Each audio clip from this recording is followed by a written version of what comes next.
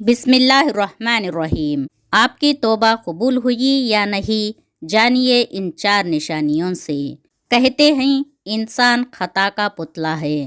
ہم سے جانے انجانے میں کچھ ایسی غلطیاں اور گناہ سرزد ہو جاتے ہیں جس کا پچھتاوا اور سزا ہمیں جینے نہیں دیتی۔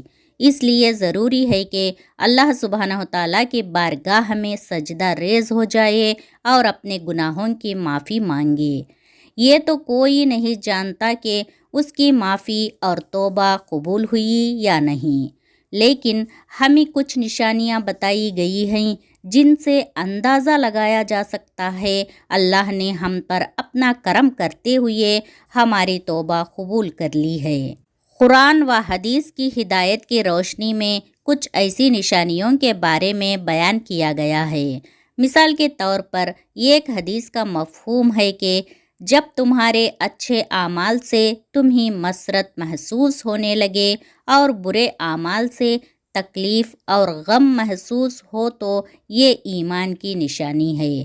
اسی طرح جب انسان اپنے گناہوں سے سچے دل کے ساتھ توبہ کر لے اور یہ عہد کرے کہ وہ دوبارہ گناہ کی جانب مائل نہیں ہوگا، تو اسے اپنے خالق سے رحم اور مغفرت کی پوری امید رکھنی چاہیے۔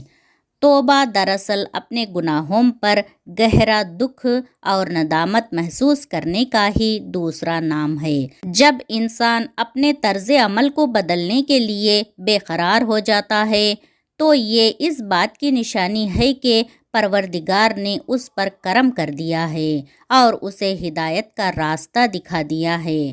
علماء کہتے ہیں کہ دل کی اس بے قراری کا خاتمہ صرف اللہ تعالیٰ کی رضا و خوشنودی کے حصول سے ممکن ہے۔ اگر احساس ندامت اور توبہ کے بعد آپ کے دل کو قرار نصیب ہو جاتا ہے تو علماء کے نزدیک یہ اس بات کی علامت ہے کہ پروردگار نے آپ کی توبہ قبول فرمائی ہے اور آپ کے دل کو اطمینان بخش دیا ہے۔